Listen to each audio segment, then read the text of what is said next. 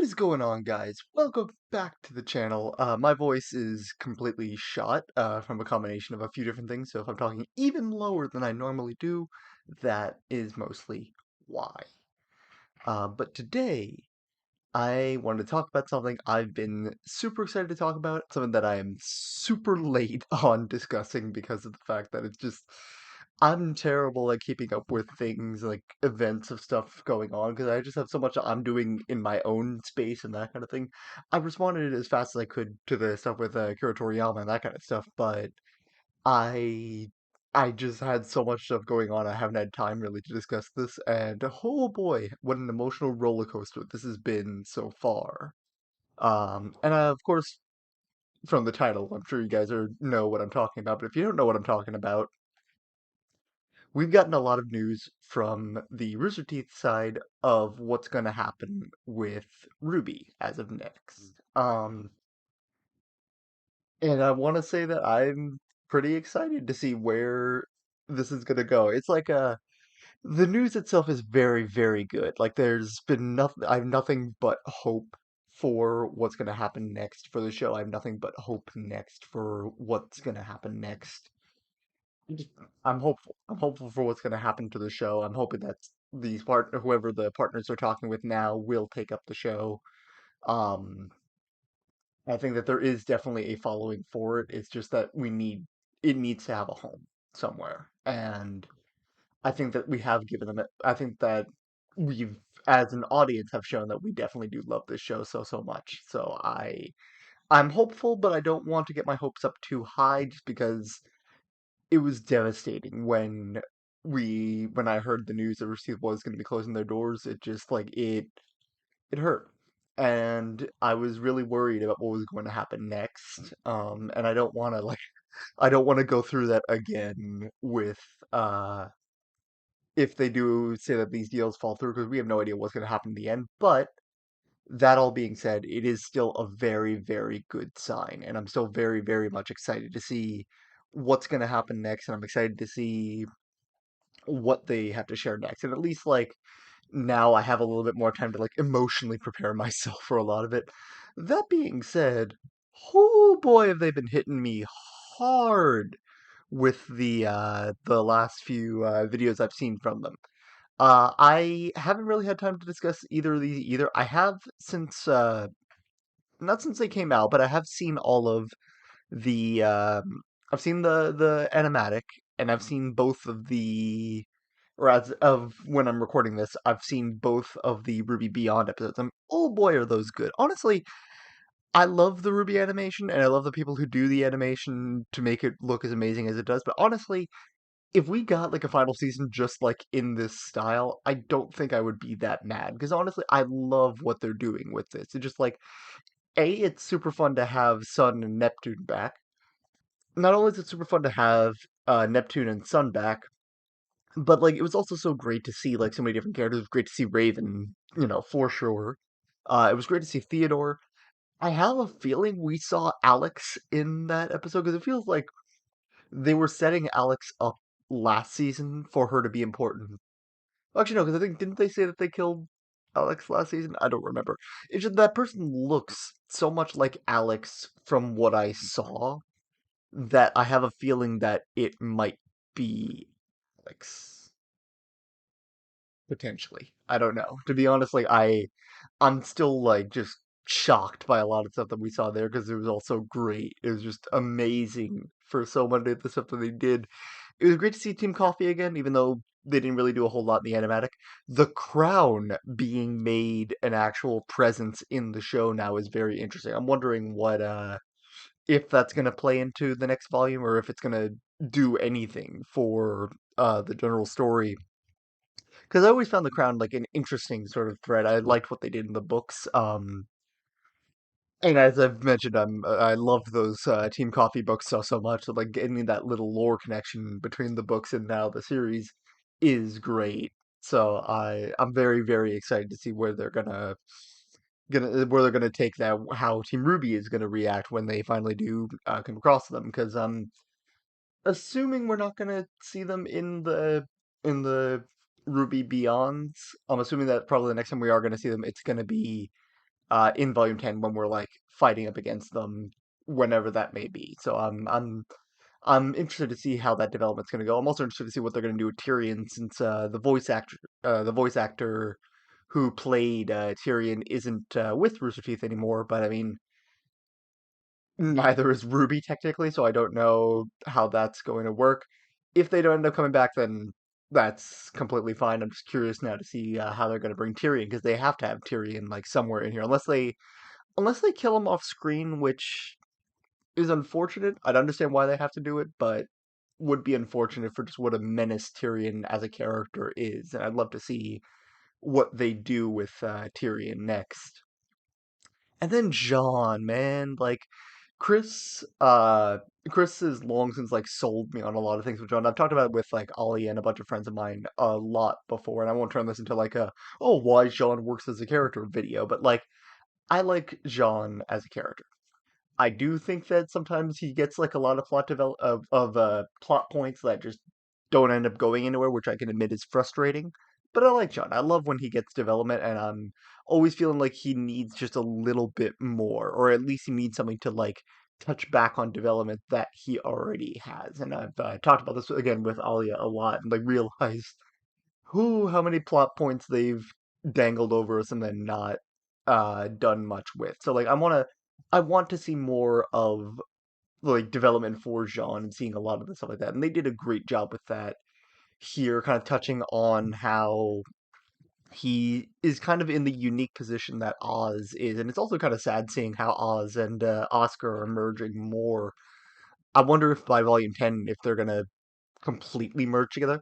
I watched K with Alia not that long ago, and when I was watching K, we saw this like interesting moment where we had Shiro, the main character of it, was like a mix of two different people into one body, and it was like it's interesting how it's like he was a new character, yet he was also still the character that we remember. That it was kind of like a weird hybrid of the two, and it's like if that's what Ozpin slash Oscar becomes, I think that could be very interesting.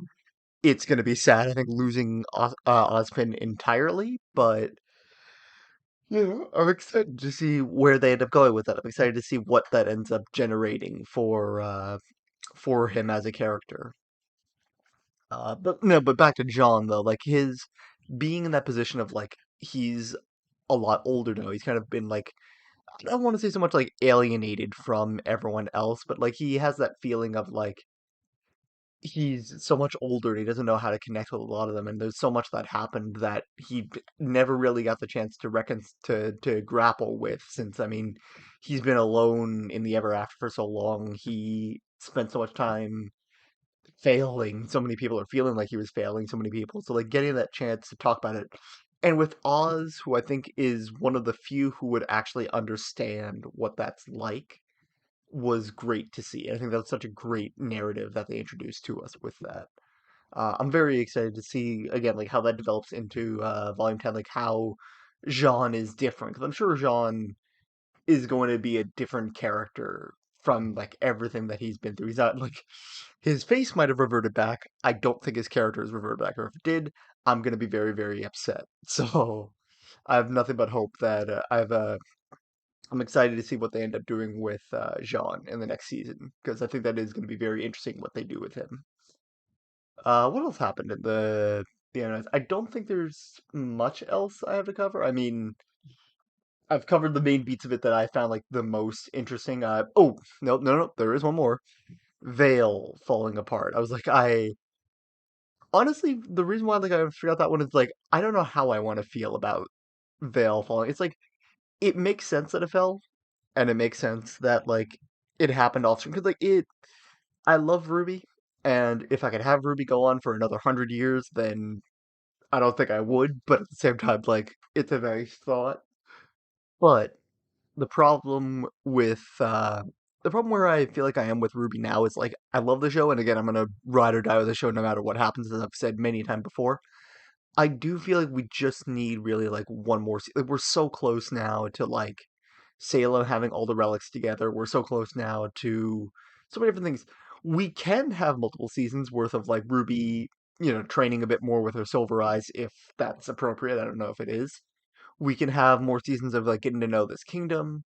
We can have more seasons of like Salem accumulating other threats because of how much trouble she's having getting to the beacon relic. Or like there's definitely other things they could do, but I feel like with Veil falling, even if she hasn't gotten the relic yet, with Veil falling, it's setting up for this being like the final stage of it. Like we've got to now have the final battle between Ruby and Salem, and there's got to be some kind of conclusion that we can end up reaching with it.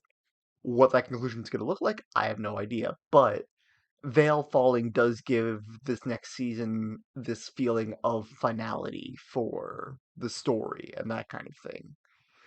It's also just like it was great to see Port and Oobleck again. It feels like it's been forever since we last saw them like on screen to any kind of degree, and it was great getting the chance to see them. Seeing Port so downhearted really like shows the grimness of the situation, and you could really like feel you could feel a lot of the like, yeah, we lost in that animatic. It was like not necessarily like volume 3, I would say, but like it's that intense feeling that the characters have lost, that they've failed to protect what they wanted to, and that's super, super sad. And I love how they tapped into that, but I also love how it taps into like we're getting back, we're finally unifying, and we're finally going to be mounting our assault back. We're finally mounting our assault back against Salem, and we're finally going to be doing what we can to try to stop her. So I think that that was super, super well done. Um, I understand why we didn't have Glinda, but at the same time, just Glinda being now lost in Vale, having heard now that it fell, and now hearing that Glinda is still back there, I'm 98 to 99% certain Glinda is dead. If she ends up surviving, I mean, kudos to her, but also I'm gonna be like, how? Because it that not so much that it can't happen, but it's just like one huntress, good as she is, and I know that she is good, against the entirety of Salem's forces. Like, even if she's not fighting, but like surviving that long, unless she gets like taken hostage or something like that by Salem, which that could happen, actually. I could see that happening of like Salem being like in like, oh, you were Osmond's right hand, you were Osmond's right hand. You would obviously know where the relic is and torturing Glinda trying to get the relic out of her. I could see that happening. I don't know how I feel about that happening, but I could see that happening. But yeah, so Veil falling definitely gives this next part a sort of feeling of finality that this is it. This is where the story is going to end. This is where we're going to get the final battle, whatever that may look like with Salem. Like Salem's gonna again, I've heard theories saying Salem might win. I'm interested in those theories myself. So this is but I have a feeling we're getting to the point where we're going to see whether or not she's going to win. And I'm interested to see what that's going to look like. With that being said, I think that's just about everything covered. If there's anything I missed, please feel free to share that in the comments down below. I'll like quickly share what I feel. I think those like the main things that I took away from watching all of this stuff was just like Shocker Veil getting destroyed and so quickly at that because it feels like it happened relatively fast. Um, so that happening, the Ruby Beyonds, uh, who I thought the person in the hood was seeing the Beyonds and seeing like the way they deal with Jean and that kind of thing, seeing the crown,